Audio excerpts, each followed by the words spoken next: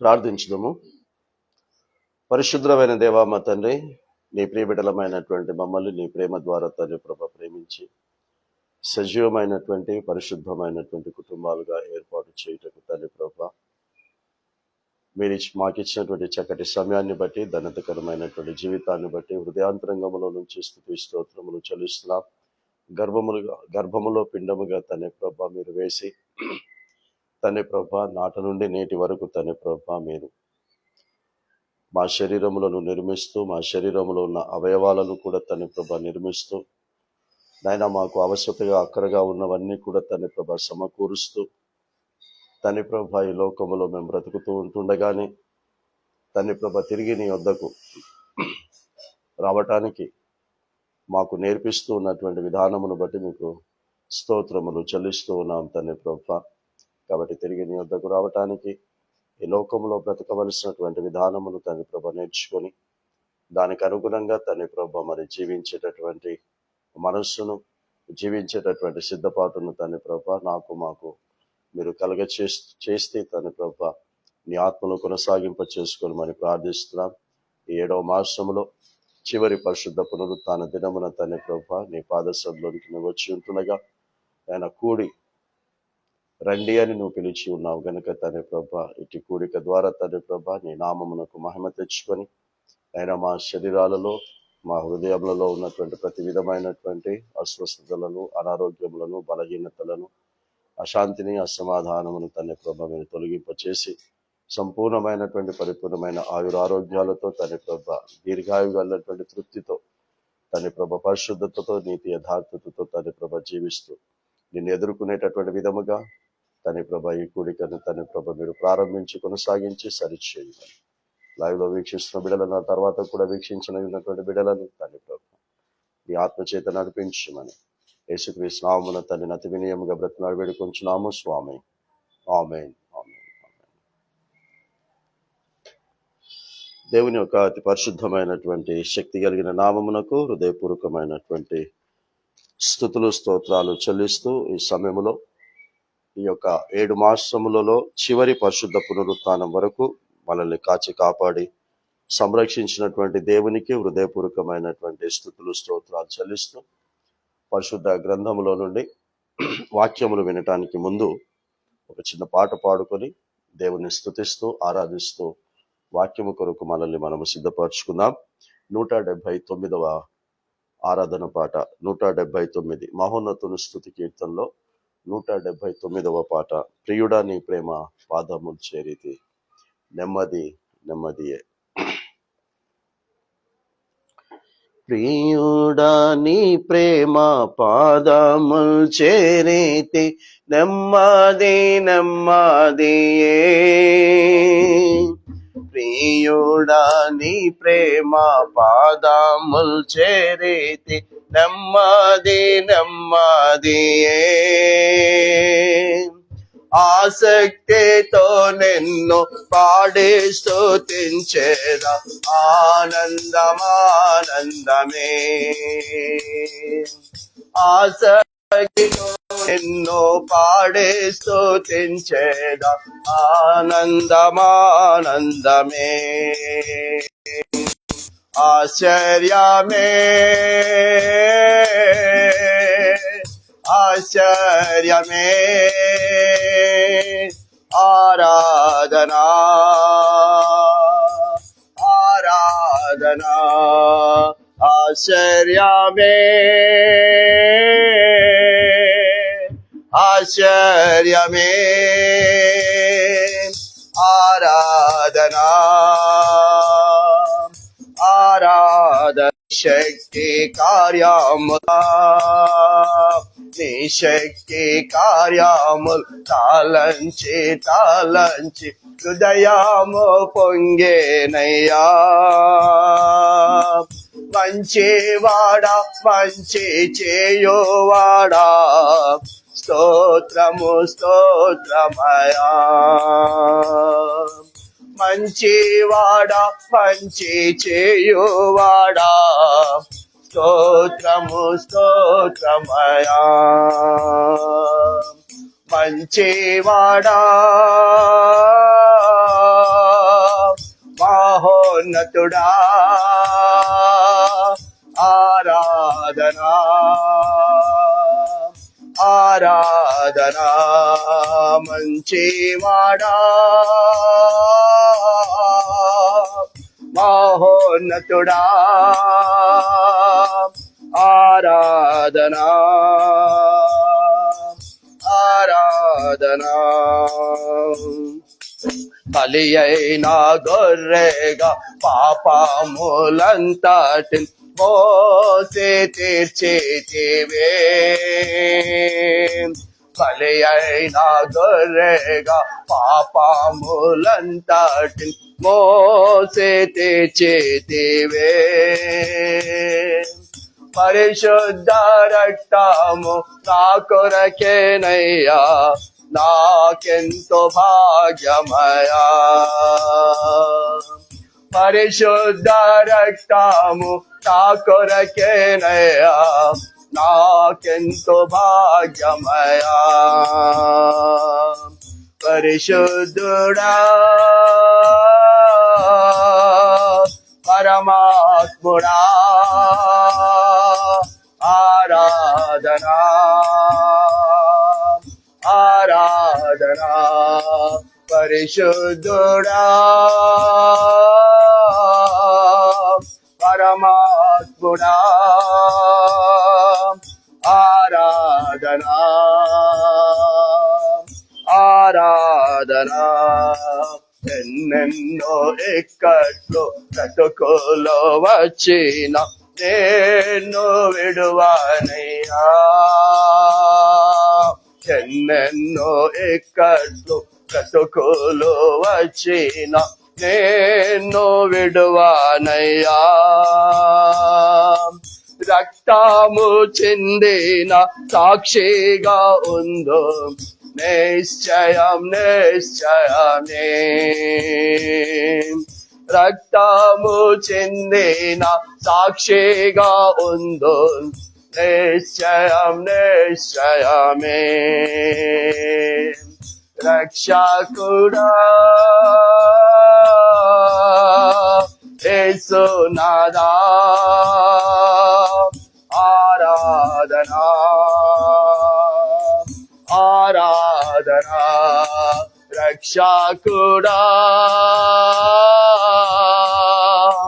యేసునాథా ఆరాధనా ఆరాధనా ప్రియుడా పాదముల్ చేరేది నెమ్మది నెమ్మది ప్రియుడా నీ ప్రేమ నెమ్మది నెమ్మది ఆసక్తితో నిన్ను పాడి స్తుతించేదా ఆనందమానందమే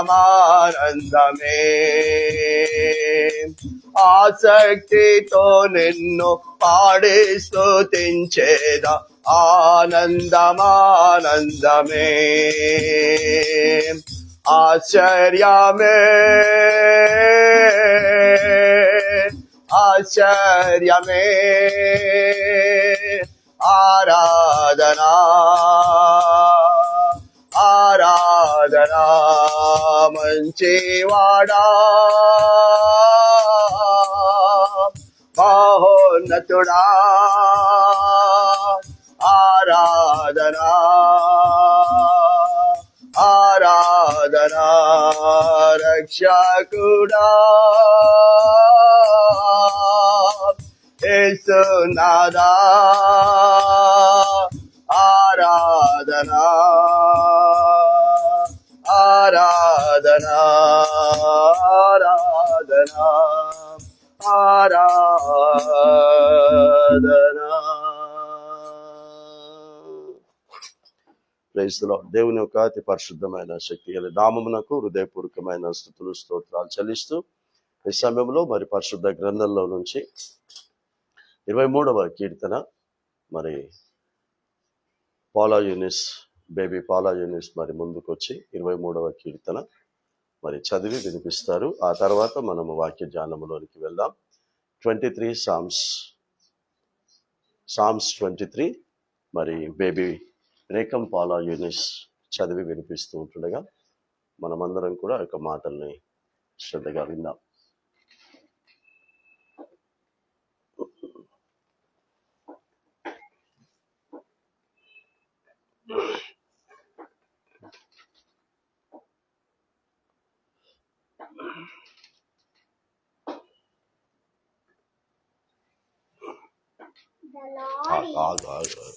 Say Psalms 23. Psalms 23. The Lord is my shepherd, I shall not want. He makes me to lie down in green pastures. He leads me beside still waters. He restores my soul. He guides me in the path of righteousness for his name's sake. Even though I walk through the valley of death, I will be no evil, for you are with me. Your rod and your staff, they comfort me. You prepare a table before me in the presence of my enemies. You anoint my head with oil, my cup will overflow. Surely goodness and love will follow me all the days of my life, and I will run in the house of the Lord forever. Amen. May the Lord, say, may the Lord bless this word. Bless this word. Thank you.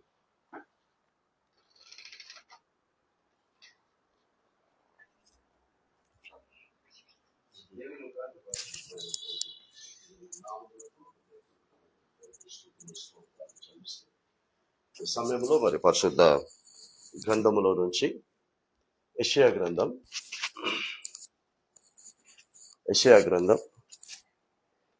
48వ అధ్యాయము. యెషయా గ్రంథం 48వ అధ్యాయము 17వ వచనమును మనము ఈ సమయంలో పరిశుద్ధమైనటువంటి ఆత్మలో పరిశుద్ధాత్ముడు మనకు బోధించినట్టుగా నీవు నేను మనమందరం కూడా శ్రద్ధగా ఆలకించి అర్థం చేసుకుని అర్థవంతమైనటువంటి జీవితము జీవించినటువంటి వారికి మాత్రమే, అర్థవంతమైనటువంటి జీవితము జీవించినటువంటి వారికి మాత్రమే దేవుడు దేవుడుగా ఉంటాడు. దేవుడు తన యొక్క దయను చూపిస్తాడు. దేవుని యొక్క తన కృపను విస్తరింపచేస్తాడు. ఎన్నో పర్యాయాలు మనము వాక్యం ద్వారా ధ్యానించాం. మరి బిఫోర్ లాస్ట్ సండే దేవుని యొక్క కృప ఎవరి ఎడల దేవుడు కనుపరుస్తాడో మనం చూసాం. అందరి ఎడల దేవుని యొక్క కృప చూపించాడు. ఆయన మాటలను శ్రద్ధగా విని అనుసరించి నడుచుకుని వారి ఎడల మాత్రమే దేవుడు దయ చూపిస్తాడు అని మనము స్పష్టంగా పరిశుద్ధ గ్రంథములో నుంచి ద్వితీయోపదేశకాండం 7వ అధ్యాయంలో నుంచి మనం ధ్యానించాం. ఈరోజు మనము ధ్యానించేటటువంటి అంశము ఏంటిది అనంటే ప్రయోజనము. మన జీవితము ప్రయోజనకరంగా ఉండాలంటే చదువుకుంటే ప్రయోజనకరమే, ఉద్యోగం చేసుకుంటూ సంపాదిస్తే ప్రయోజనకరమే, ఈ లోకములో పేరు ప్రతిష్టలు గౌరవ మర్యాదలు సంపాదించుకుంటే ప్రయోజనకరమే అని అనుకుంటూ ఉంటే, అలా చదువుకున్న వారు, సంపాదిస్తున్నటువంటి వారు, అలా మంచి హోదాలో ఉన్నటువంటి వారు నిజంగా ప్రయోజనకరముగా మీ జీవితము ఉందా అని గనక వారిని ప్రశ్నిస్తే వారి నుంచి వచ్చేటటువంటి సమాధానము ఎక్కువగా ఏముంటుంది అనంటే ప్రయోజనకరముగా లేదు అనే సమాధానం వస్తుంది. ప్రయోజనకరము అని ఎప్పుడు మనము చెప్పగలము అనంటే మన మనస్సు, మన హృదయం నెమ్మదిగా తృప్తిగా ఉంటే మన చదువు, మన రాబడి, మనకున్న ప్రతిదీ ప్రయోజనకరము. మనకు నెమ్మది తృప్తి అనేది లేకపోతే అది ప్రయోజనకరము కాదు అని లేఖనాలు స్పష్టంగా మనకు బోధిస్తూ ఉన్నాయి. అందుకే యెషయా గ్రంథం 48వ అధ్యాయములో 17వ వచనములో స్పష్టంగా ప్రవక్త అయినటువంటి యెషయా గారి ద్వారా ప్రపంచంలో ఉన్నటువంటి మానవ కోటికి ఒక సందేశాన్ని అందిస్తూ ఉన్నాడు. ఏమని చెప్తూ ఉన్నాడంటే, నీ విమోచకుడు, యెషయా గారి మాటలు కాదట ఇది.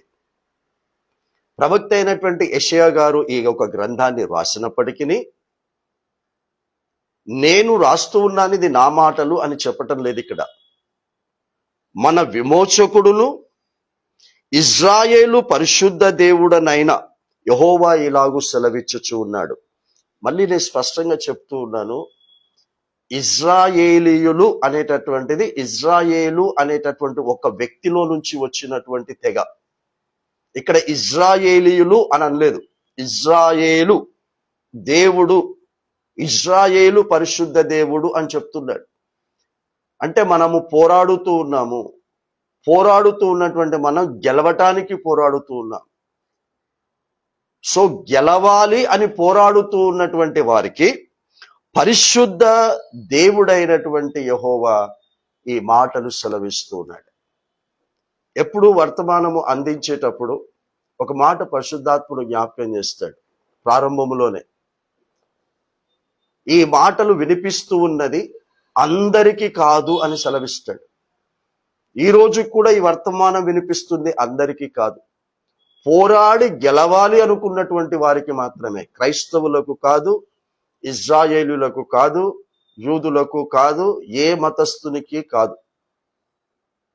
ఈ పరిశుద్ధ గ్రంథములో ఉన్నటువంటి మాటలు పోరాడి గెలిచేటటువంటి వారికి. ఈ మాట అపోస్తలుడైనటువంటి పౌలు తన ఆత్మీయమైనటువంటి కుమారుడైనటువంటి తిమోతికి ఈ మాట రాస్తాడు. నేను మంచి పోరాటము పోరాడాను అని అంటాడు. పోరాడాను, గెలిచాను కూడా. గెలిచాను కాబట్టి నా కొరకు కిరీటము ఉంచబడి ఉన్నది అని అంటున్నాడు. కాబట్టి మనము పోరాడేటటువంటిది ఎవరితో మన పోరాటం ఉంది అని గనక మనం గమనిస్తే, అపోస్తలుడైనటువంటి పౌలు గలతీ సంఘానికి పత్రిక రాస్తూ 5వ అధ్యాయము 17, 18, 19 వచనాలు రాస్తూ మనము ఎవరితో పోరాడుతున్నాము, మన వైరము ఎవరితో, మనకు విరోధము ఎవరితో అంటాడంటే, మన లోపల ఉన్నటువంటి ఆత్మకు మన శరీరానికి ప్రతిరోజు కూడా పోరాటం జరుగుతూ ఉంది అంటాడు. వారిద్దరికి మధ్య వైరము జరుగుతుంది అంటాడు. పడుకొని లేచినప్పటి నుంచి తిరిగి పడుకునేంత వరకు మన పోరాటము ఆత్మకును శరీరమునకు. ఆత్మ నేర్చుకున్నటువంటి దైవికమైనటువంటి కార్యాలను నెరవేర్చు అని ఆత్మ చెబుతూ ఉంటుంటే, ఈ శరీరం ఏం చేస్తుంది అని అంటే, నెరవేరుద్దాము, తప్పకుండా నేర్చుకున్నది నెరవేరుద్దాము, కాకపోతే దాన్ని పోస్ట్ పోన్ చేద్దాము అంటది. ప్రతిదీ కూడా, నీ ప్రార్థన జీవితం కావచ్చు, నీ పరిశుద్ధ గ్రంథాన్ని చదవటం కావచ్చు, దైవికమైన విషయాలు ఏవైనా సరే పోస్ట్ పోన్ చేయిస్తుంది శరీరం. శరీర సంబంధమైనటువంటి విషయాలను మాత్రము ఎప్పుడు కూడా పోస్ట్ పోన్ చేయించదు. అందుకే నేను చదువు గురించి చెప్పాను, ఉద్యోగమును గురించి చెప్పాను, పేరు ప్రఖ్యాతులు పలుకుబడి గురించి చెప్పాను. ఈ 3 గురించి మనిషి పోరాడతాడు. ఎలా పోరాడుతాడంటే దానికి అధిక ప్రాధాన్యత ఇచ్చి పోరాడతాడు. కానీ ఆత్మ సంబంధమైనటువంటి విషయాలకు మాత్రము పోరాడుతాడు. కానీ వీటి కొరకు పోరాడుతున్నంత విధముగా పోరాడరు. అందుకే ఇక్కడ సెలవిస్తూ ఉన్నాడు యెషయా ప్రవక్త ద్వారా. ఏమని సెలవిస్తున్నాడంటే, మన విమోచకుడు ఎవరు? తండ్రి అయిన యెహోవా దేవుడు పంపినటువంటి తన ఏకైక కుమారుడైనటువంటి యేసుక్రీస్తు ప్రభుల వారు మనము చేసినటువంటి పాపములో నుంచి విమోచించిన విమోచకుడు. మన అతిక్రమములనన్నిటినీ కూడా సిలువలో తన పవిత్రమైనటువంటి పరిశుద్ధమైనటువంటి రక్తము ద్వారా ఒప్పుకొని విడిచిపెట్టి మరలా పాపములను చేయనటువంటి వారికి పాప క్షమాపణ అనుగ్రహించి పాపపు శిక్ష నుంచి విమోచించినటువంటి విమోచకుడైనటువంటి యేసుక్రీస్తు ప్రభుల వారు మాత్రమే కాకుండా, మనకు పోరాటము నేర్పించి పోరాడి గెలవాలి అని మనకు పేరు పెట్టాడు యాకోబు గారి ద్వారా. అలాంటి పరిశుద్ధ దేవుడైనటువంటి యెహోవా సెలవిచ్చినటువంటి మాటలు ఈ మాటలు అంటున్నాడు. ఏంటి ఆ మాటలు అనంటే, నీకు ప్రయోజనము కలుగునట్లు. అది మన ప్రభు అయినటువంటి యెహోవా దేవుడు, మన ప్రభు అయినటువంటి రక్షకుడు, మన ప్రభు అయినటువంటి ఆదరణకర్త, త్రిత్వమై ఉన్నటువంటి దేవుడు సెలవిస్తూ ఉన్నటువంటి మాట ఏంటంటే, నాకు ప్రయోజనము కలుగునట్లు. ఈ మాటలు వింటున్నటువంటి మనకు ప్రయోజనము కలుగునట్లు వినిపిస్తూ ఉన్నాడు. సో మనకు ప్రయోజనము కలగాలి అనంటే ఇక్కడ ఏమని చెప్తున్నాడంటే, మనకు ప్రయోజనము కలుగునట్లు మన దేవుడైన యెహోవా ఏమంటున్నాడు, నేనే నీకు ఉపదేశమును చేయుదును, నీవు నడవవలసినటువంటి త్రోవను నిన్ను నడిపించుదును. ఇంతే. మనకు ప్రయోజనము ఎందులో ఉంది అనంటే ఆయన ఉపదేశములో ఉంది. ఆయన నడిపించేటటువంటి త్రోవలో మాత్రమే ప్రయోజనం ఉంది. ఆయన ఉపదేశమును వింటి తిరస్కరించినటువంటి వారికి ప్రయోజనము లేదు.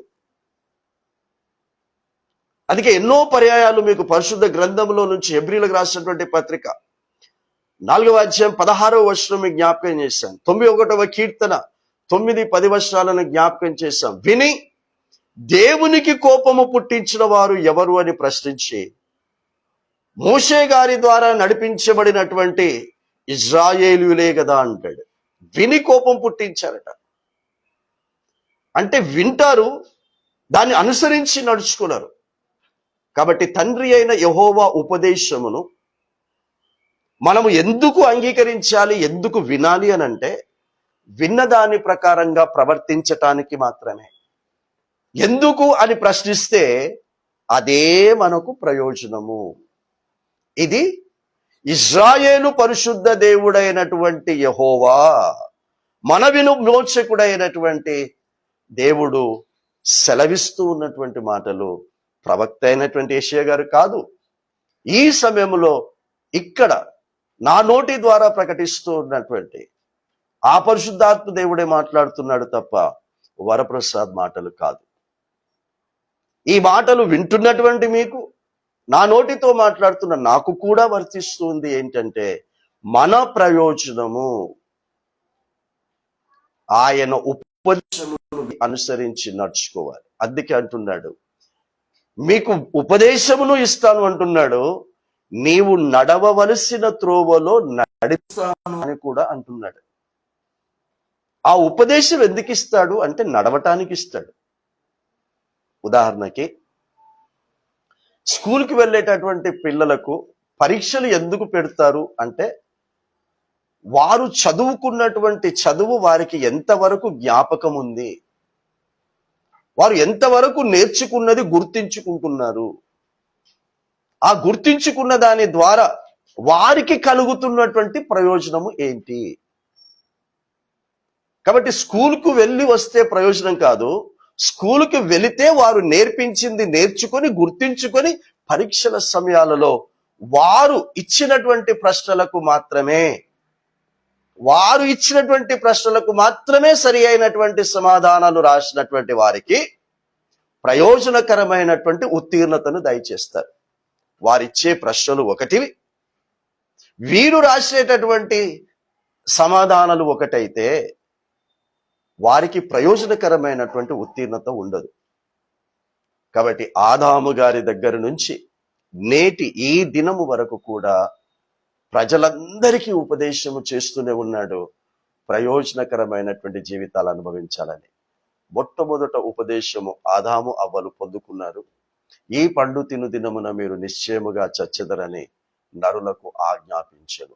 ఆ ఉపదేశమును వారు విన్నారు, తిరస్కరించారు. తిరస్కరించిన కారణాన్ని బట్టి వారి కుటుంబము ప్రయోజనకరంగా లేదు. ఆదాము ప్రయోజనకరంగా లేదు, ఆదాము భార్యకు ప్రయోజనకరంగా లేదు, ఆదాము జ్యేష్ఠ కుమారుడైనటువంటి కయ్యూనుకు ప్రయోజనకరంగా లేదు. వారు సంపాదించుకోలేదా అంటే సంపాదించారు, కష్టపడలేదా అంటే కష్టపడ్డారు. ఇల్లు కట్టుకోలేదా అంటే కట్టుకున్నారు. అన్నీ ఉన్నాయి. కానీ వారికి ప్రయోజనకరంగా వారికి లేదు. ఏ విషయంలో అంటే మనస్సు విషయంలో, హృదయ విషయంలో. మనస్సుకు నెమ్మది లేదు, హృదయమునకు తృప్తి లేదు. కాబట్టి అది ప్రయోజనకరంగా ఆ ముగ్గురికి కూడా లేదు అని పరిశుద్ధ గ్రంథమును గూర్చి అభ్యాసం చేసినటువంటి వారికి ఈ విషయం బాగా తెలుస్తుంది. అదే హేబేలు గారి దగ్గరికి వస్తే, అదే ఆదాము హవ్వలకు పుట్టినటువంటి కనిష్ట కుమారుడైనటువంటి హేబేలు గారి దగ్గరికి వస్తే, హేబేలుకు అది ప్రయోజనకరంగా మార్చబడింది. ఒకరి చేతిలో చంపబడ్డప్పటికీ కూడా, తన అన్న చేతిలో చంపబడినప్పటికీ కూడా ప్రయోజనకరముగా ఉంది అని చెప్పటానికి గల ముఖ్యమైనటువంటి అంశం ఏంటంటే, చనిపోయిన తర్వాత, అంటే చంపబడ్డ తర్వాత కూడా తన ప్రాణమై ఉన్నటువంటి రక్తము మొరపెడితే, ఆ రక్తము, ప్రాణమై ఉన్నటువంటి రక్తము యొక్క మొరను విని పరలోకములో నుండి దేవుడు భూమి మీదకి దిగి వచ్చాడు. అది ప్రయోజనం. నువ్వు పిలిస్తే ఈ లోకములో నుండి ఎవడైనా వస్తాడేమో నీకున్న పలుకుబడిని బట్టి, కానీ నువ్వు పిలిస్తే నిన్ను తల్లి గర్భములో వేసి నిర్మించిన వాడు వస్తాడా? నువ్వు పిలిస్తే నిన్ను తల్లి గర్భములో వేసి నిర్మించిన వాడు వచ్చాడు అంటే నీ జీవితం ప్రయోజనకరంగా ఉంది అని అర్థం. ఆ దేవుడు రాకపోతే, ఆ దేవుడే నీకు దేవుడిగా లేకపోతే మన జీవితాలు ప్రయోజనకరంగా లేవు. అందుకే అంటున్నాడు, నీకు ప్రయోజనకరముగా ఉండునట్లు నేను అనలేదు, నేనే నీకు ఉపదేశం చేస్తాను, నేనే నీవు నడవలసిన త్రోవను నడిపిస్తాను. నా మొదటి కుమారుడైనటువంటి ఆదాము, నా మొదటి కుటుంబమైనటువంటి ఆదాము కుటుంబము నా ఉపదేశమును విన్నారు, కానీ దానిని అనుసరించి నడుచుకోలేదు గనక అది వారికి ప్రయోజనకరంగా లేదు అంటున్నాడు. ఎన్ని ఉపదేశాలు మనం విన్నాం. ఆ తర్వాత నోహావు గారి ద్వారా అప్పుడున్నటువంటి ప్రజలందరికీ ఉపదేశం చేశాడు. దేవుడు మన పాప అతిక్రమములను బట్టి 40 పగళ్ళు 40 రాత్రులు వర్షము కురిపించబోతూ ఉన్నాడు, నాశనం చేయబోతున్నాడని ఉపదేశము ఇప్పించాడు. తిరస్కరించారు, అవహేళన చేశారు, అపహాస్యం చేశారు. ఎవరి ద్వారానైతే ఉపదేశం ఇచ్చాడో అతనిని, అతని కుటుంబానికి మాత్రమే ప్రయోజనకరంగా ఒక ఓడను నిర్మించుకోమన్నాడు. అతడు నిర్మించుకోమన్నటువంటి విధముగా నిర్మించుకున్నందుకు అతడు మాత్రమే ఉపదేశమును అంగీకరించాడు. నోహావు ఉపదేశమును అంగీకరించాడు. ఫలానా కర్రలతో నువ్వు ఓడను కట్టుకోవాలి అంటే, ఫలానా విధముగా కట్టుకోవాలంటే కట్టుకున్నాడు గనక, దేవుని యొక్క ఉపదేశము ద్వారా ఓడను నిర్మించుకున్నాడు గనక, నిర్మించుకున్నటువంటి ఆ ఓడ నోహావు కుటుంబానికి ప్రయోజనకరంగా మార్చబడింది. సో ఇలా చెప్పుకుంటూ పోతే ప్రయోజనకరమైనటువంటి బ్రతుకులన్నీ కూడా పరిశుద్ధ గ్రంథము ద్వారా ఎవరెవరి జీవితాలు ప్రయోజనకరంగా మార్చబడ్డాయి అని నీకు చరిత్ర తెలుసో వాళ్ళందరూ కూడా పరిశుద్ధ దేవుడైనటువంటి యెహోవా సెలవిచ్చినటువంటి ఉపదేశమును అంగీకరించిన వారు మాత్రమే ప్రయోజకులయ్యారు. మిగతా వాళ్ళందరూ కూడా నిష్ప్రయోజకులయ్యారు. ఈ ప్రయోజనకరమైనటువంటి జీవితం ఎలా ఉంటుంది అని కింద వచనాల్లో తెలియచేస్తాడో చూడండి. ఈ ప్రయోజనకరమైన జీవితం ఎవరికి ఉంటుంది, ఎవరెవరికి ఇది కొనసాగించబడుతుందని చెప్తున్నాడంటే, ఆయన ఉపదేశములో ఉన్నటువంటిది, నీవు నా ఆజ్ఞలను ఆలకింపవలనని నేనెంతో కోరుకొనుచు ఉన్నాను. ఈ లోకంలో ఎవరెవరో కోరికలను తీరుస్తాం. కన్న తల్లిదండ్రుల కోరికలను పిల్లలు ఎవరెవరో కోరికలు తీరుస్తున్నారు. ఆ కోరికలన్నీ దైవికమైన కోరికలైతే పర్వాలేదు. ఇక్కడ దేవుడు చెప్తున్నాడు, నాకు కోరిక ఉంది, నేను కోరుకుంటున్నాను అని చెప్తున్నాడు. తల్లి గర్భములో నిన్ను వేసి నిర్మించినటువంటి నీ దేవుడు నిన్ను ఈ రోజు వరకు ఒక స్థాయిలో నిలబెట్టినటువంటి దేవుడు అంటున్నాడు, నీ నుంచి నేను కోరుకుంటున్నాను, నీకింత చేసినటువంటి నేను ఒక కోరిక నేను నిన్ను కోరుకుంటున్నాను, ఆ కోరిక తీరుస్తావా అంటున్నాడు. ఏంటి ఆ కోరిక అంటే, నీవు నా ఆజ్ఞలను ఆలకింపవలనని కోరుకుంటూ ఉన్నాడు. దేవుని యొక్క ప్రతి ఆజ్ఞ ఆలకించి అనుసరించి నడుచుకునేటటువంటి ఆ కోరిక మనము తీరుస్తే, మన పట్ల మన కోరికలను తీరుస్తాడు, మన పట్ల దేవుని కోరికలను కూడా తీరుస్తాడు. దేవుని కోరిక ఎలా ఉంటుందో మచ్చుకి ఒక రెండు మనకు తెలిసినయే జ్ఞాపకం చేస్తాను. తెలియనటువంటి వాటిని జ్ఞాపకం చేస్తే మళ్ళీ పరిశుద్ధ గ్రంథమును తెరిచి మళ్ళీ చదివించి వినిపించాల్సి వస్తుంది. తెలియనటువంటి వాటిని మనము జ్ఞాపకం చేసుకుంటే, అదే తెలిసిన వాటిని మనం జ్ఞాపకం చేసుకున్నాం అనుకోండి, మనకు బైబుల్ తెరిచి చదువుకునేటటువంటి అవసరం ఉండదు. తన ఆజ్ఞలను ఆలకించినటువంటి వారి విషయంలో ఒక మచ్చుకి రెండు విషయాలు. షద్రక్, మేషక్, అబేద్నెగోలు ఏం చేశాడు? అగ్నిగుండముగా ఉండేటట్టుగా వారి కొరకు చేయలేదు. వారికి అది ఏమాత్రం కూడా వేడి తగలటం లేదు, అది ఎంతో వెచ్చగా ఉంది వారికి. అందులో వారు దేవుణ్ణి స్తుతిస్తూ ఆరాధిస్తూ ఉన్నారు. ఏ దేవుని యొక్క ఉపదేశమునైతే వారు విన్నారో, అనుసరించి నడుచుకుంటున్నారో, ఆజ్ఞలను ఆలకించి దేవుని కోరికను తీరుస్తున్నాడో, ఆ దేవుడే అగ్నిగుండములో వారితో పాటు కలిసి 4వ వాడుగా ఉన్నాడు. చెప్పాలంటే మొదటివాడుగానే ఉన్నాడు. షద్రక్, మేషక్, అబేద్నెగోలు అగ్నిగుండములోనికి వస్తారని తెలిసే వారికంటే ముందుగా దేవుడే అగ్నిగుండములోనికి వెళ్ళాడు. దేవుడే ముందుగా వెళ్ళాడు గనుక ఆ వేడి వారికి వెచ్చదనముగా మార్చబడింది. నా ఆజ్ఞలను ఆలకించవలనని నేను కోరుకుంటున్నాను. నీకేదేదైతే వేడిగా ఉందో, నీ జీవితములో ఏదేదైతే అవమానకరంగా ఉందో, నువ్వు తట్టుకోలేనటువంటి పరిస్థితులు ఉన్నాయో, అది శారీరకంగా కానీ, ఆర్థికంగా కానీ, మానసికంగా కానీ, ఏ విధమైనటువంటి వ్యతిరేకత ఈ సమయంలో నువ్వు అనుభవిస్తూ ఉన్నావో, ఆ వ్యతిరేకత నీకు అనుకూలంగా మార్చబడాలంటే ఆ దేవుని యొక్క కోరికను తీర్చండి. దేవుడు ఏం గొంతమ్మలు కోరికలు కోరుకోవటం లేదు. నిన్ను ₹1,00,000 కానుకనివ్వమని అడగటం లేదు. ఆ రోజు అపోస్తలులు అయితే చెరస్థిలాస్తులను వాళ్ళంతట వాళ్ళు అమ్మి తీసుకొచ్చి ఇచ్చారట. మనల్ని అలా అమ్మి తీసుకురమ్మని చెప్పటం లేదు. నేను ఇచ్చిన ఈ ఆజ్ఞలను ఆలకించటమే నా కోరిక అని సెలవిస్తున్నాడు. ఆ కోరిక తీర్చటానికి మనం ప్రయాసపడదాం. అలా ప్రయాసపడితే తప్పకుండా మనుషులు మనల్ని అసహించుకుంటారు. దేవుని కోరిక తీర్చేటటువంటి వారిని మనుష్యులు అర్థం చేసుకోరు, మనుషులు అపహాస్యం చేస్తారు. షద్రక్, మేషక్, అబేద్నెగో జీవితంలో జరిగింది అదే. వారిని ఆ రాజ్యంలో ఉన్న వాళ్ళందరూ కూడా అపహాస్యం చేశారు. వాళ్ళందరూ కూడా శత్రువులుగా మార్చబడ్డారు. వారందరూ కలిసి ఏ విధము చేతనైనా రాజు ద్వారా వీరు చంపబడేటట్టుగా చెయ్యాలని వారే ఆ రాజుగారి ద్వారా ఆజ్ఞను తీసుకొచ్చేటట్టుగా చేశారు. ఆ తర్వాత దానియేలు గారి చరిత్ర కూడా మీకు తెలిసిందే. సింహపు గుహలోనికి వెళ్ళేటట్టుగా ప్రజలందరూ కూడా పన్నాగము పన్ని దేవుని కోరికను తీరుస్తున్నందుకు తన చుట్టూ ఉన్న వాళ్ళందరూ కూడా శత్రువులు అయిపోయారు. శత్రు అయినటువంటి వారు సింహపు గుహలోనికి వెళ్ళేటట్టుగా కూడా చేశారు. రాజు తెల్లారి వచ్చి ఆయన అడుగుతాడు.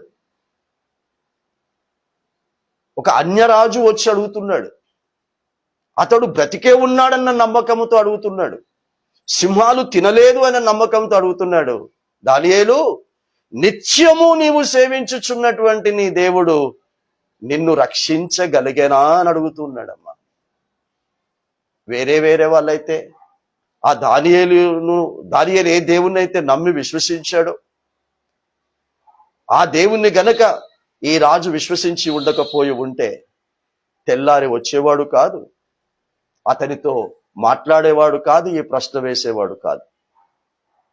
కానీ వచ్చి ప్రశ్నిస్తూ ఉన్నాడంటే ఆ రాజుకు కూడా నమ్మకం ఏంటంటే దానియేలు దేవుని ఉపదేశమును అనుసరించి నడుచుకునేవాడు, దేవుని ఆజ్ఞలు ఆలకించి దేవుని కోరికను తీర్చేవాడు గనక మేము సింహము గుహలో వేసిన, సింహాలకు ఆహారంగా వేసిన ఆ దేవుడు ఆ సింహాల నోళ్లను మూయిస్తాడు, ఆ సింహాలు దానియేలును తినకుండా చేస్తాడని వేయించిన రాజు నమ్మాడు, విశ్వసించాడు. అందుకే వచ్చి అడుగుతున్నాడు, నిత్యము నీవు సేవించుచున్న దేవుడు, ఒకరోజు 2 రోజులు కాదు, కష్టాలు ఆపదలు ఇబ్బందులు వచ్చినప్పుడు సేవించేటటువంటి వ్యక్తి కాదు దానియేలు. నిత్యము కూడా మంచిలోను చెడులోను అన్నింట్లో కూడా దేవుణ్ణి సేవిస్తుంటే అప్పుడు లోపల నుంచి సమాధానం చెప్తూ ఉన్నాడు దానియేలు. ఏమని చెప్తూ ఉన్నాడంటే, నువ్వన్నట్టుగానే నిత్యము సేవించుచున్నటువంటి నా దేవుడు తన దూతను పంపి సింహపు నోర్లను మూయించాడు అని చెప్తున్నాడు. చూసారా, ఆ గుహలో ఎవరున్నాడని చెప్తున్నాడు, గుహలో నాతో పాటు ఎవరున్నారని చెప్తున్నాడు. నా దేవుడు దూతను నాకు తోడుగా పంపాడు. దేవుని కోరికను తీరిస్తే దేవుడే వస్తాడు, దేవుడే వస్తాడు. ప్రయోజనకరముగా మనము చంపబడకుండా ఉండటానికి, చావకుండా ఉండటానికి దేవుడు మనకి బ్రతుకునిచ్చింది 128వ కీర్తన జీవితంలో నెరవేర్పులోనికి రావటానికి, మన పిల్లల పిల్లలను ఆరోగ్యంగా చూడటానికి దేవుడు మనకి జీవితాన్ని ఇచ్చాడు.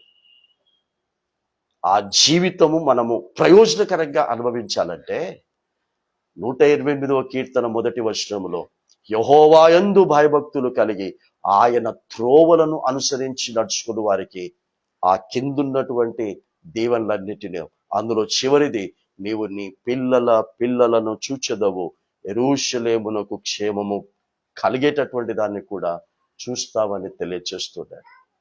ఆ ప్రయోజనకరమైన జీవితం మన తినే తిండిలో లేదు, కట్టుకునే బట్టలో లేదు, మనం సంపాదించే సంపాదనలో లేదు. ఇవన్నీ కూడా వాక్య పద్ధతి ప్రకారంగా తింటే, వాక్య పద్ధతి ప్రకారంగా సంపాదించుకుంటే, వాక్య పద్ధతి ప్రకారంగా మన ప్రతి కదలిక ఉంటే అది మనకు ప్రయోజనకరముగా ఉంటుంది. కాబట్టి దేవుని యొక్క కోరిక, నా ఆజ్ఞలను మీరు ఆలకించాలని కోరుకుంటున్నాడు. తర్వాత ఇది చేస్తే, ఆ దేవుని కోరిక తీరిస్తే ఏమంటున్నాడంటే, నీకు నీతి కలుగుతుంది అంటున్నాడు. నీతివంతమైనటువంటి పేరు మనకు కలుగుతుంది. నోవాహుకు అదే కలిగింది. నోవాహు వంశావళి అని రాస్తూ నోవాహు నీతిమంతుడు అని రాశాడు. ఎన్నోసార్లు మనము 8-9 వచనాలు చదువుకున్నాం.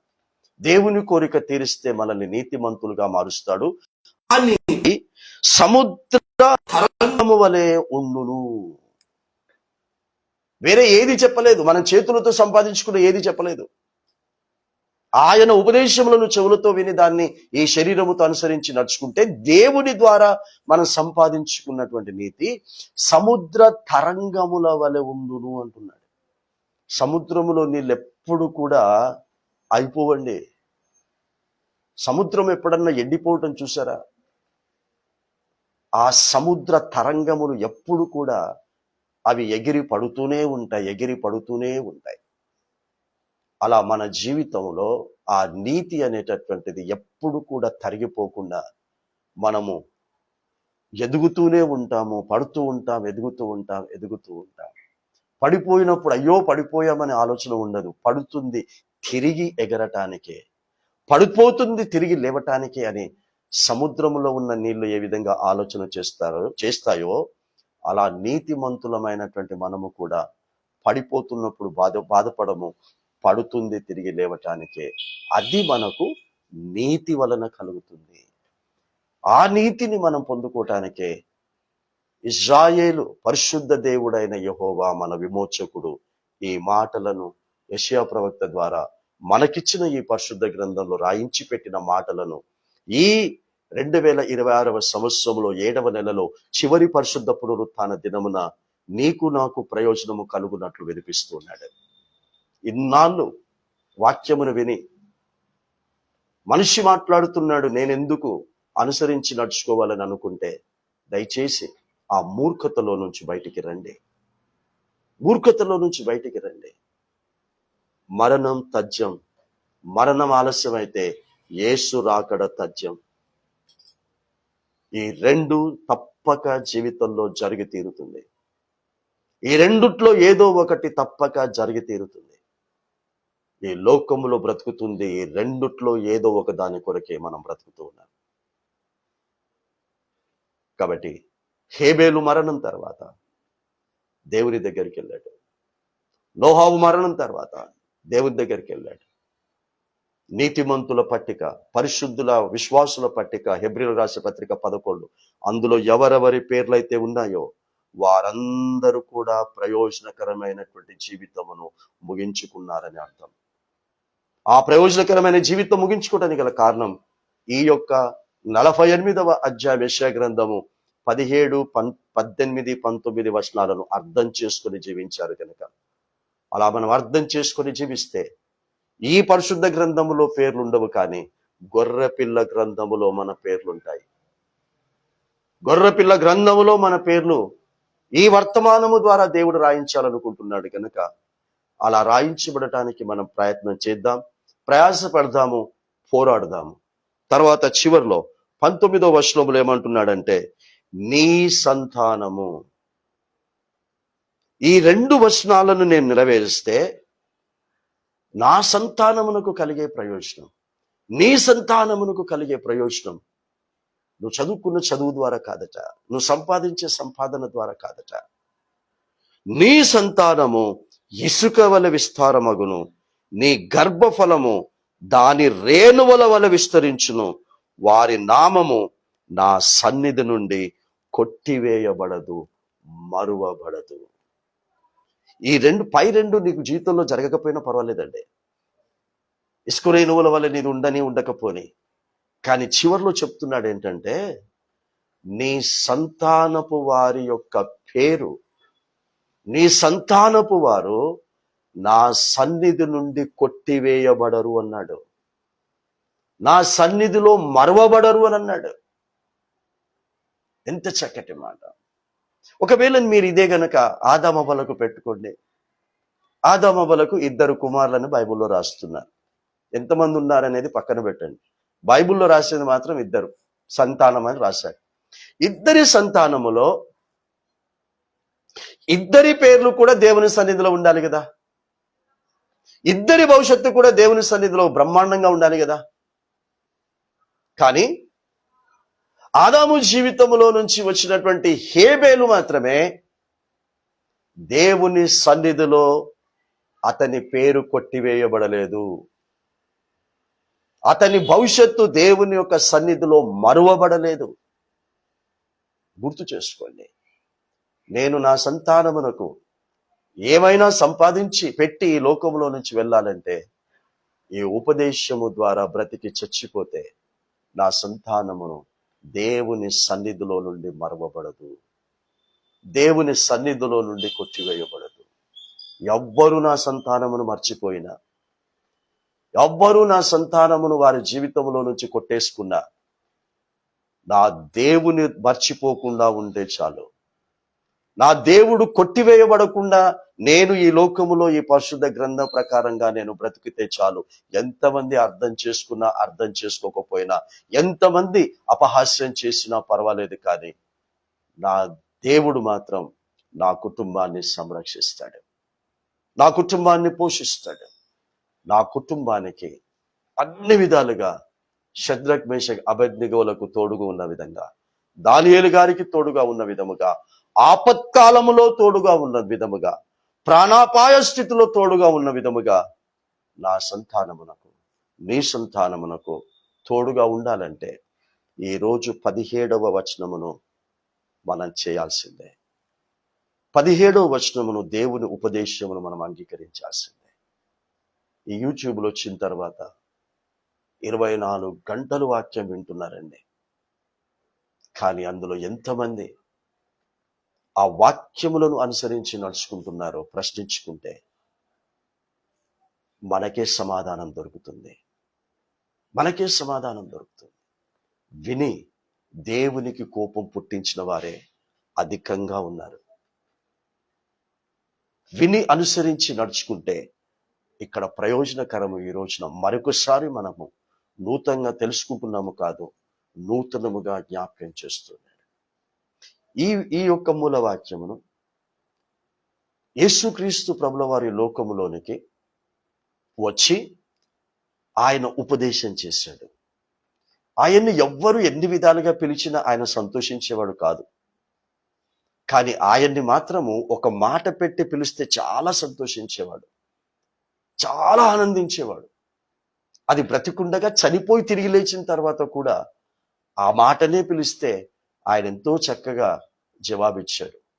ఆ మాట ఏంటి అంటే, బోధకుడా అని పిలిస్తే ఆయన ఎంతో సంతోషించేవాడు. ఎందుకంటే ఆయన బోధించేవాడు. ఇప్పుడు ఇక్కడ చదువుకున్నాం కదా, ఉపదేశించేవాడు. మనకు అర్థమయ్యే రీతిలో ఆయన వాక్యమును ఉపదేశిస్తాడు. అర్థం కాదని చిన్న చిన్న కథల రూపంలో కూడా చెప్పాడు. ఈ మధ్య నేను 3వ వారం అత్తాపూర్కి వెళ్తున్నప్పుడు మాక్సిమం ఉపమానములనే సువార్త ప్రకటిస్తున్నాను. అక్కడ 2 నెలల నుంచి అక్కడ ఉపమానాలే తీసుకున్నాను. ఇక ముందు కూడా దేవుని చిత్తమైతే ఆ ఉపమానాలే బోధిస్తాను ప్రతి 3వ వారం అత్తాపూర్లో. మొదటి నెలలో 3వ వారములో 10 మంది కన్యకలు అని చెప్పాడు. మొన్న బుధవారము లాస్ట్ సండే తెలియపరిచింది. ఆయనకు ఒక పొలం ఉంది, పొలములో మంచి విత్తనాలను విత్తిపోయాడు. రాత్రి ఆయన శత్రువు వచ్చాడు, గురుగులను నాటిపోయాడు. దాన్ని కోసేస్తామయ్యా, గురుగులనన్నిటిని తీసేస్తామయ్యా అంట ఉండని, గోధుమలతో పాటు వాటిని కూడా పెరగనియండి. ఒక రోజు వస్తుంది, నేను వస్తాను మరలా, అప్పుడు ఆ గురుగుల సంగతి నేనే తెలుసుకుంటాను. మీకు తెలియదు ఏది గురుగులో ఏది గోధుమలో, మీకు తెలియదు, నాకు తెలుసు అని ప్రభువు చెప్తున్నాడు. ఎవరు పరిశుద్ధులు ఎవరు పరిశుద్ధులు కాదో మీకు తెలియదు. ఎవరు వాక్యమును విని నెరవేరుస్తున్నారో ఎవరు వాక్యమును విని నెరవేర్చరో మీకు తెలియదు, నాకు తెలుసు, నేను చూసుకుంటానన్నాడు. ఆ 10 మంది కన్యకల గురించి కూడా, వారు 10 మంది కూడా వాక్యం అనేటటువంటి దీపమును పట్టుకున్న వాళ్ళే. 10 మంది కూడా పెళ్లి కుమారుని కొరకు ఎదురు చూస్తున్న వాళ్ళే. కానీ పెళ్లి కుమారుడు వచ్చినప్పుడు అందులో ఎంతమంది పెళ్లి కుమారుని ఎదుర్కొన్నారో మీకు తెలుసు. మరి 10 మంది రక్షించబడి, 10 మంది మారు మనసు పొంది, 10 మంది బాప్తిసం తీసుకొని, 10 మంది పరిశుద్ధాత్మ వరం పొందుకొని, 10 మంది పెళ్లి కుమారుని కొరకే ఎదురు చూస్తూ ఉంటే 10 మంది పెళ్లి కుమార్తెలు కాలేదే అంటే అర్థం ఏంటి? ఈ చెత్త శరీరము కొరకు వాక్యం విన్న వాళ్ళు 5. ఈ చెత్త శరీర ప్రయోజనం కొరకు వాక్యమును అంగీకరించడానికి ముందుకొచ్చిన వారు 5. మిగతా 5 ఈ శరీరం ఎలా ఉన్నా పర్వాలేదు, కానీ ఆత్మ బాగుంటే చాలు, ఆత్మ పరలోకానికి వెళితే చాలు అని దరిద్రుడైనటువంటి లాజరు లాగా బ్రతకాలని తీర్మానం చేసుకున్న వాళ్ళు 5 కన్యకలు.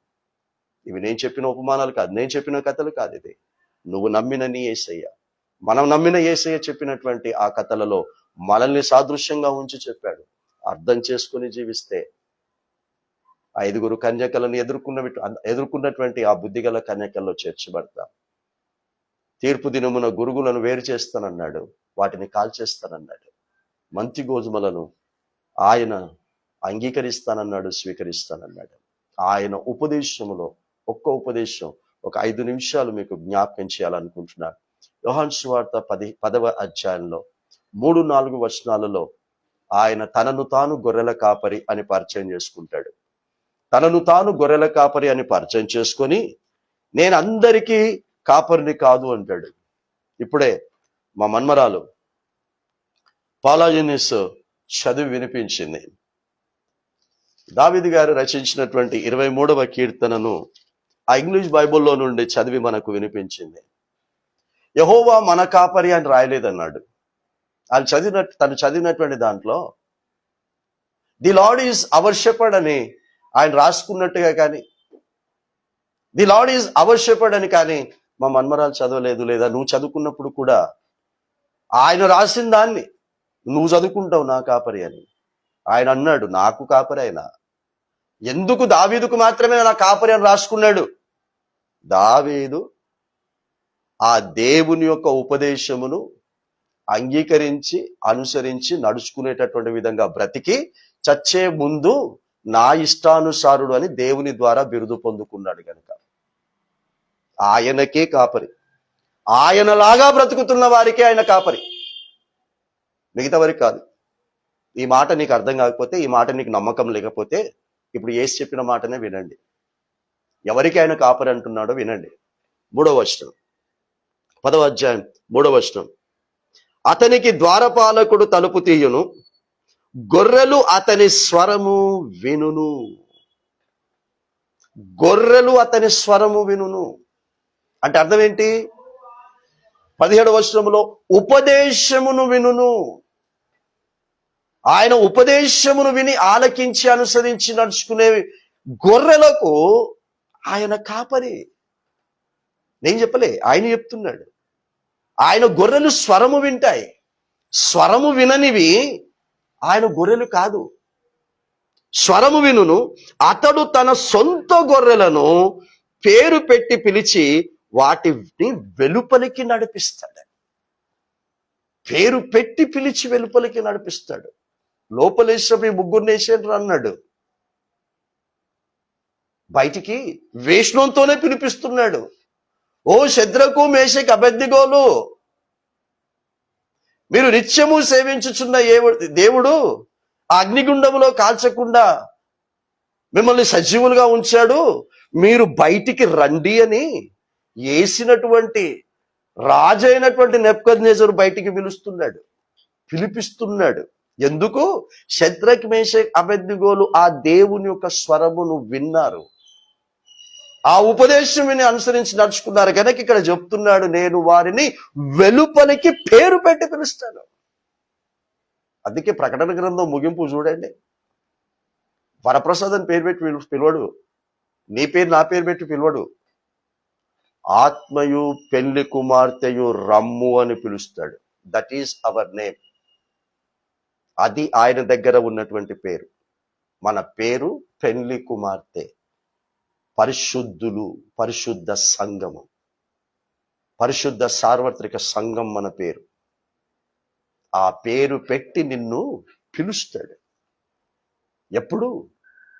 ఎప్పుడు యుగాంతములో, ప్రభు రాకడ సమయములో నిన్ను ఈ లోకములో నుంచి పైకి రమ్మని పిలుస్తాడు. ఇక్కడ ఈ లోకములో బ్రతుకుతున్నప్పుడు ఆయన గొర్రెగా ఆయన స్వరమును వింటే. 4వ వచనం, మరియు అతడు తన సొంత గొర్రెలనన్నిటిని, ఎంత చక్కగా రాస్తున్నాడు చూడండి. ఇది యేసు ప్రసంగం. ఇదే యేసు గారి ప్రసంగాన్ని యేసు చేత ప్రేమించబడిన యోహాను గారు పొల్లు పోకుండా రాశాడు ప్రసంగాన్ని. ఎందుకంటే ప్రతి క్షణము కూడా యేసునే అంటి పెట్టుకొని ఉండేవాడు ఈ యోహాను గారు. అక్కడ ఆయన అంటి పెట్టుకొని ఉండి ఏ మాటలు ఉచ్చరించాడో ఆ మాటల్ని రాశాడు. ఇక్కడ ఏ మాట ఉచ్చరించాడు యేసుక్రీస్తు అంటున్నాడంటే, మరియు యేసు తన సొంత గొర్రెలనన్నిటినీ వెలుపలికి నడిపించినప్పుడెల్లా వాటికి ముందుగా నడుచును.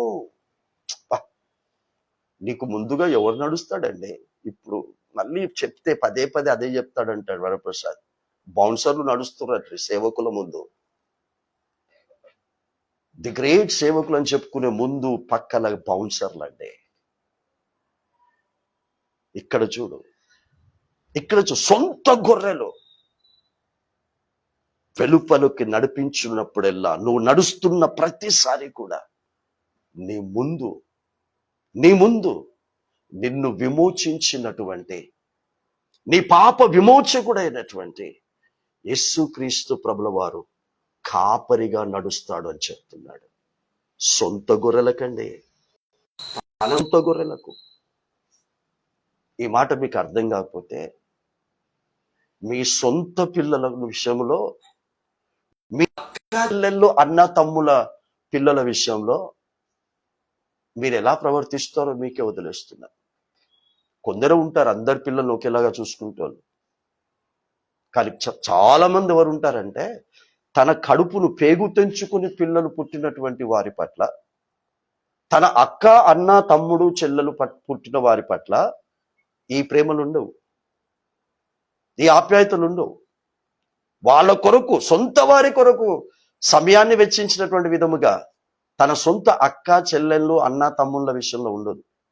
అందుకే ఇక్కడ అంటున్నాడు, గొర్రెలు స్వరం వింటాయి, స్వరం వినిన ఆ గొర్రెలు సొంత గొర్రెలుగా మార్చబడతాయి. సొంత గొర్రెలుగా మార్చబడటం అంటే దేవుడు ఏది చెబితే అది ఎంత కష్టమైనా సరే దాన్ని ఇష్టపడి చేస్తారు. నాకు కష్టమవుతుందండి, నా వల్ల కాదండి అనరు.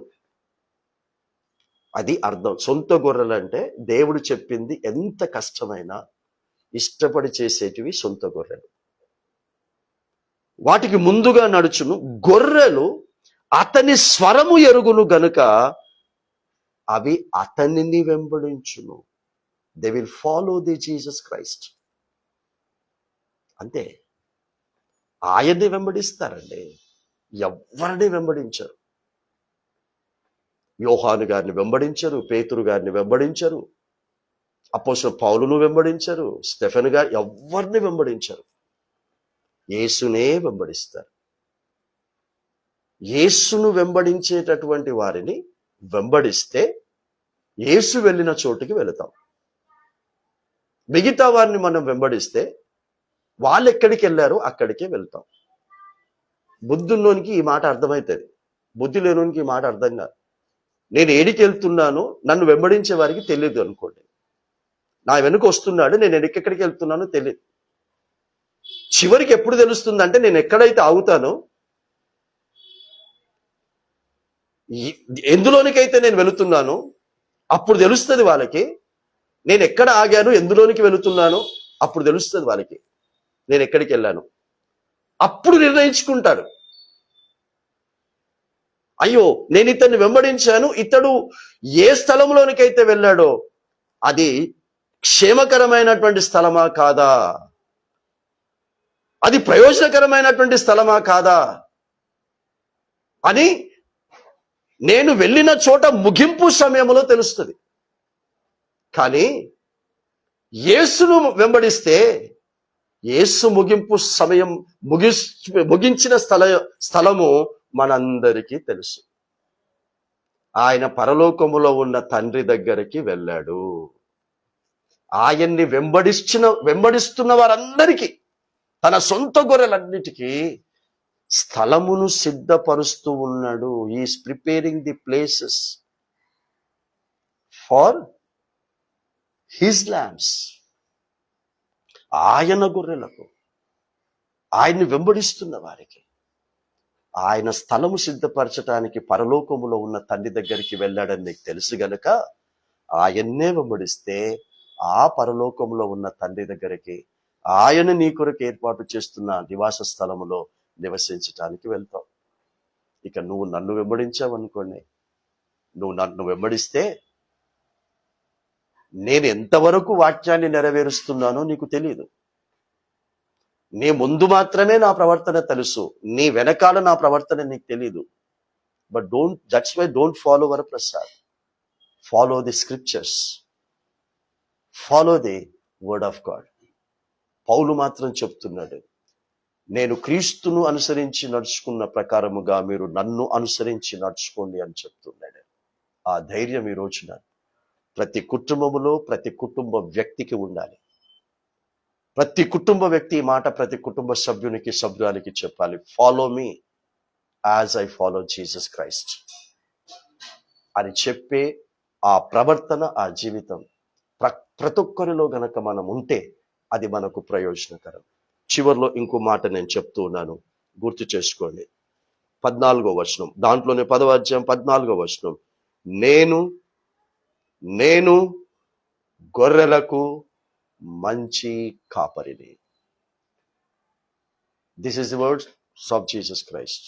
నేను మేకలకు కాదు, గొర్రె బొచ్చు కప్పుకున్న తోడేళ్లకు కాదు, వేషధారులకు కాదు, నటించే క్రైస్తవులకు కాదు, ఎలాంటి శ్రమనైనా సరే, అది ఆర్థిక పరమైన శ్రమైనా, అది అనారోగ్యకరమైనటువంటి శ్రమ, దేవుని ద్వారా ఎలాంటి పరీక్షలైనా ఎలాంటి శోధనలైనా సంతోషముగా, ధైర్యముగా, పరిశుద్ధతను కోల్పోకుండా, నీతిని కోల్పోకుండా, దేవుని వాక్య లేఖనముల ప్రకారంగా జీవిస్తూ వాటన్నిటిని కూడా ధైర్యంగా ఎదుర్కొనేటటువంటి వారు మాత్రమే ఆయన గొర్రెలు. ఆయన గొర్రెలకు మాత్రమే ఆయన మంచి కాపరి. ఇక నువ్వు 23వ కీర్తన నువ్వు చదువుకుంటే, ఆయన నా కాపరని నువ్వు చదువుకుంటే ఆయన చెప్పాలి. ఆయన నా కాపరని నువ్వు చెప్పటం కాదు, ఆయన చెప్పాలి. నువ్వు నా గొర్రెవు అని ఆయన చెప్పాలి. ఆయన నీకు నువ్వు నా గొర్రెవు అని చెప్తే నీ అంత ధన్యుడు, నీ అంత ధన్యురాలు ఈ ప్రపంచంలో లేరండి. సో నీకే అర్థమైపోద్ది, మనకే అర్థమైపోద్ది మనం గొర్రెలమా కాదా అని. మన వాక్య అనుసారమైనటువంటి జీవితమున బట్టి మనకు అర్థమైపోతుంది ఆయన గొర్రెలకు మంచి కాపరి. తండ్రి తను ఏలాగున ఎరుగును, నేను తండ్రిని ఏలాగు ఎరుగుదును, అలాగే నేను నా గొర్రెలను ఎరుగుదును. నా గొర్రెలు నన్ను ఎరుగును, మరియు గొర్రెల కొరకు నా ప్రాణము పెట్టుచూ ఉన్నాను. Praise the Lord. ఇప్పుడు అందరు చెప్తారు, నా కొరకు చచ్చిపోయాడండి, నా కొరకు చనిపోయాడండి, నా కొరకు చనిపోయాడు. మరి నీ కొరకు చనిపోతే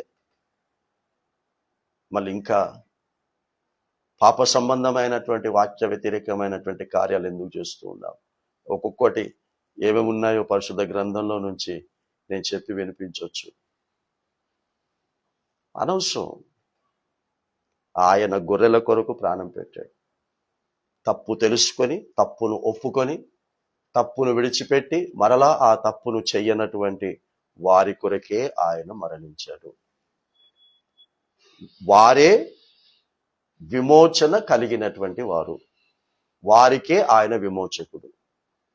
పాపం ఒప్పుకుంటావు, పాపమును క్షమించమంటావు, మరలా అదే పాపమును రిపీట్ చేస్తే ఆయన నీ కాపరి కాదు. ఆయన నీ ముందు నడవడు. నువ్వు ఆయన గొర్రెవు కాదు, ఆయన సొంత గొర్రెవు అసలే కాదు. 27వ వచనంలో ఇంకా చాలా చక్కటి మాట ఉంది.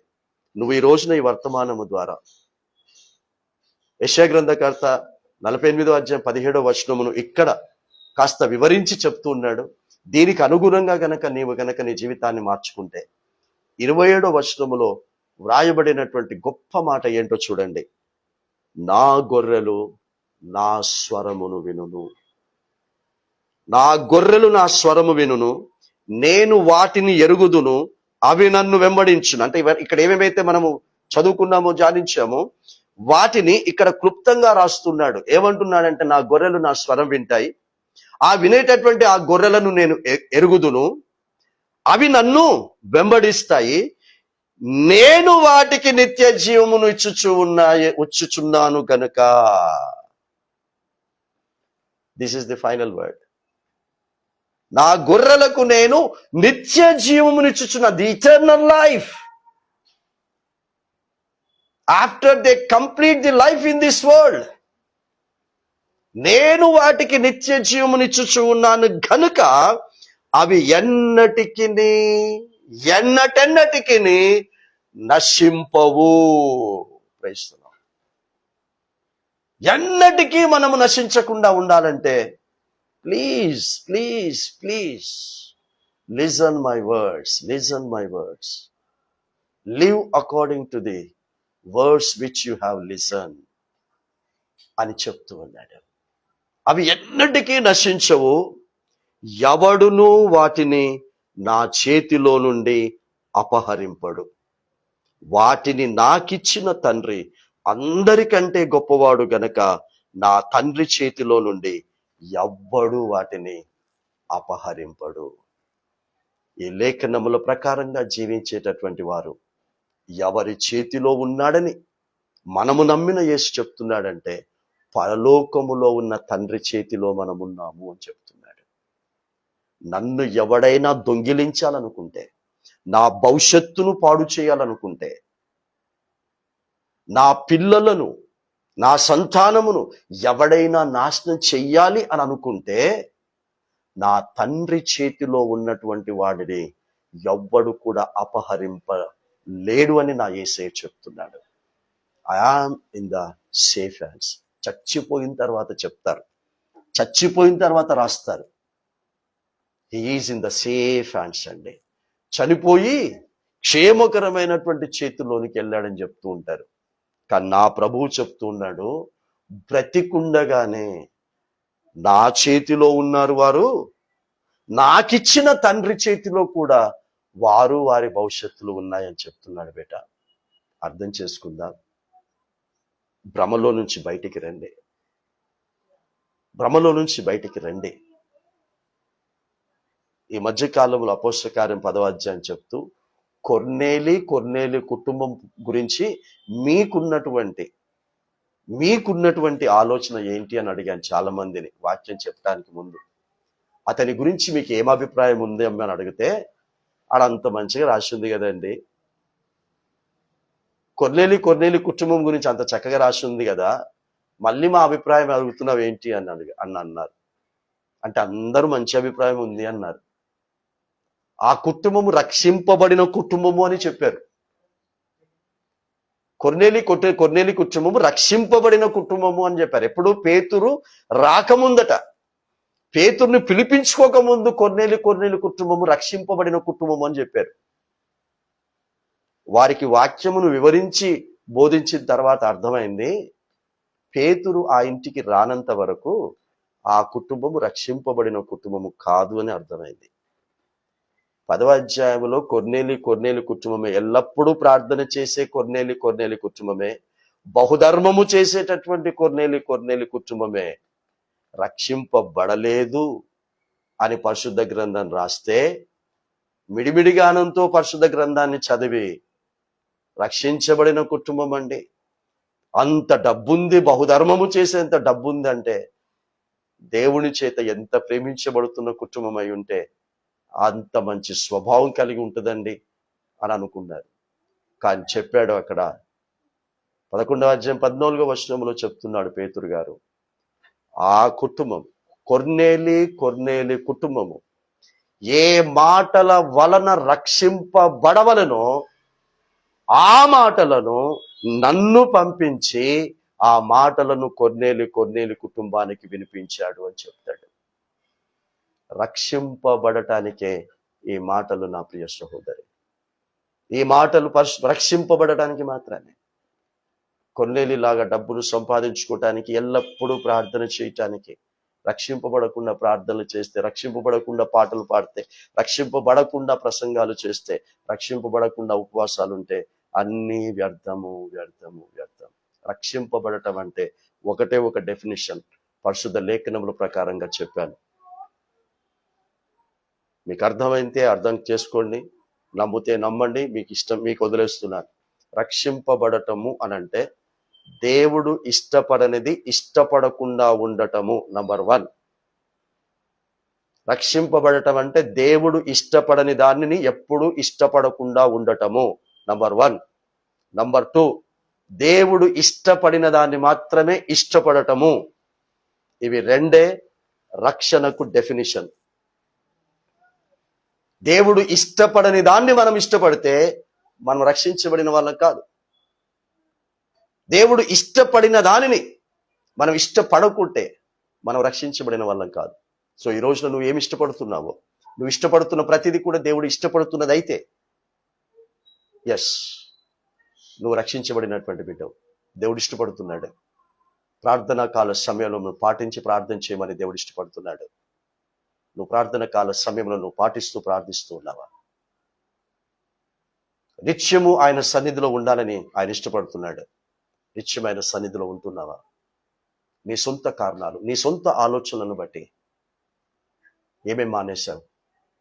దేవుడు పెట్టిన ఏ పద్ధతులను నువ్వు మానేశావో నీకు తెలుసు. దేవుడు పెట్టినటువంటి పద్ధతులను ఆత్మ కొరకు పెట్టాడు, శరీరము కొరకు గనక ఆ పద్ధతులను నువ్వు మానేసి ఉంటే తిరిగి ఆ పద్ధతులను తిరిగి ప్రారంభించు. ఎందుకొరకు ప్రారంభించు అంటే అదే నీకు, నీ సంతానమునకు ప్రయోజనకరం. నీ సంతానము పేరు దేవుని సన్నిధిలో మరవబడొద్దు అంటే, నీ సంతానము దేవుని సన్నిధిలో నుంచి కొట్టివేయబడకూడదు అని అంటే, ఏవేవైతే దేవునికి సంబంధించినవి మనం మానేశామో తిరిగి ప్రారంభిస్తాం. దేవుడు ఇష్టపడనివి ఇష్టపడొద్దు, దేవుడు ఇష్టపడినవి ఇష్టపడదాం. అలాంటి రక్షణ, అలాంటి ఈయన మనకు పలికిస్తున్నటువంటి ఈశ్వరమును ఉపదేశమును అంగీకరించి బ్రతికుండగా ప్రయోజనకరముగాను, బ్రతికు ముగించుకున్న తర్వాత కూడా ఆత్మ ప్రయోజనకరముగా నిత్యరాజ్యములో నిత్యము జీవించేటటువంటి చోటులో జీవించటానికి వెళ్ళటానికి సిద్ధపడదాం. అటు కృప మన పరిశుద్ధాత్మ దేవుడు విస్తరింపచేయును గాక. ప్రార్థించుదాం. పాలా యూనిస్ గారు వచ్చి చిన్న ప్రార్థన చేస్తారు. ఆ తర్వాత మనము ముగింపు ప్రార్థన ఆశీర్వాదంతో ఈ కూడికను మనసారి చేద్దాం. I request baby Paula Yunis to come forward and do the prayer.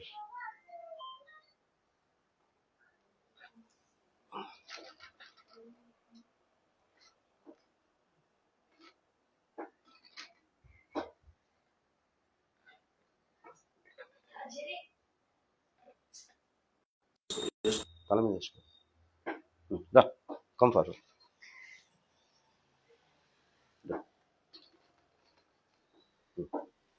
ప్రార్థించుకుందాము. Let us pray.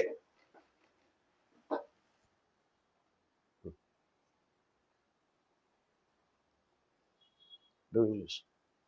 Oh, Heavenly Father. Oh Lord.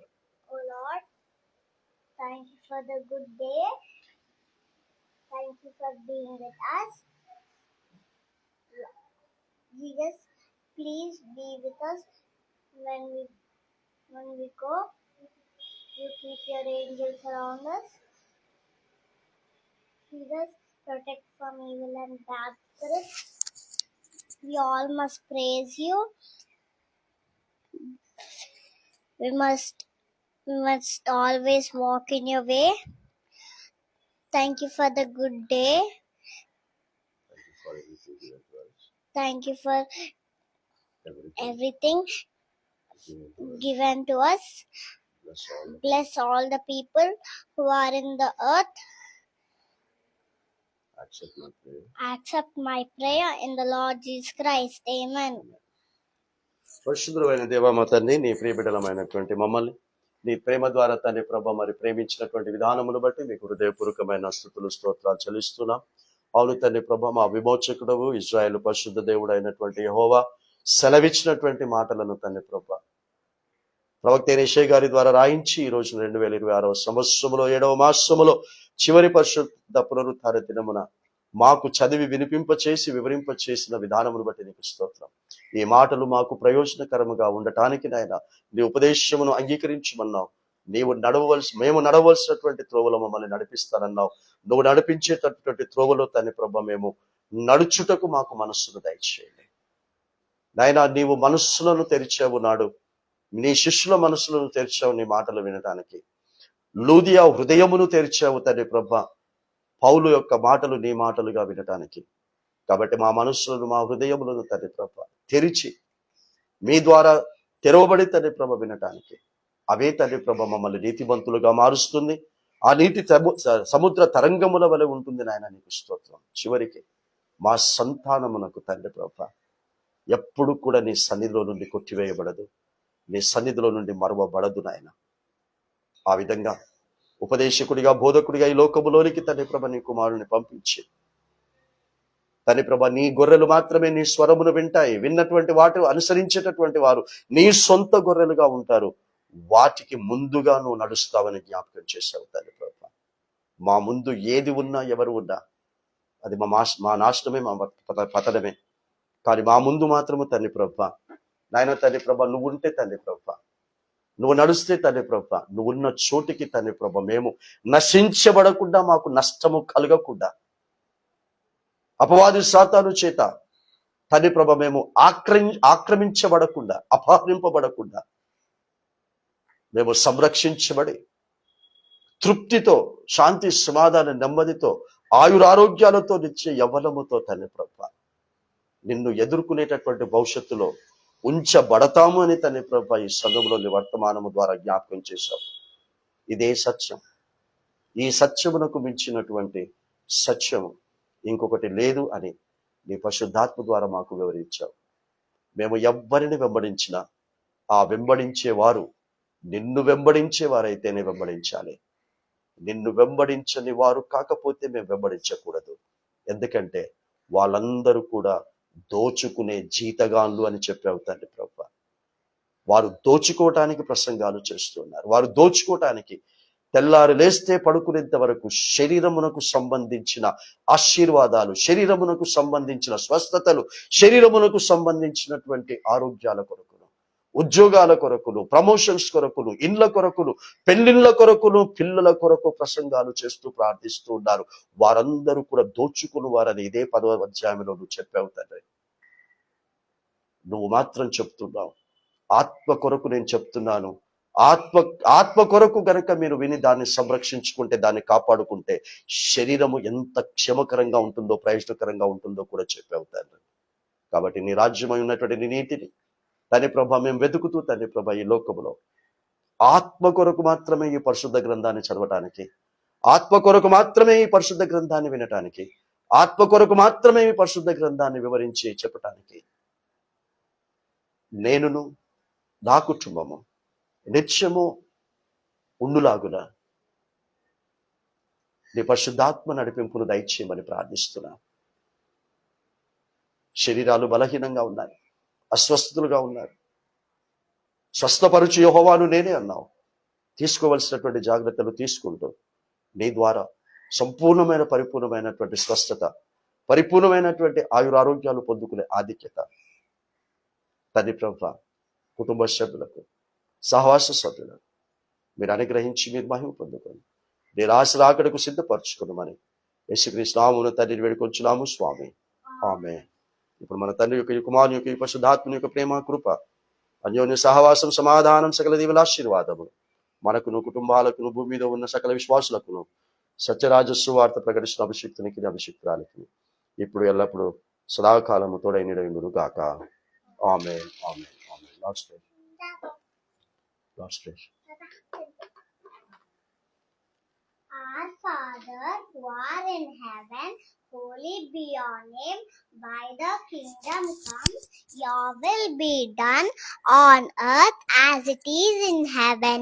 Give us this day our daily bread, and forgive us who trespass against us.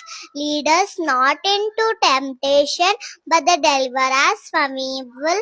Thy is the kingdom, power, glory. Amen. Amen. God bless you all. దేవుడు మిమ్మల్ని, మీ కుటుంబాలను దీవించి ఆశీర్వదించి కాచి కాపాడి సంరక్షించును గాక. ఆమేన్.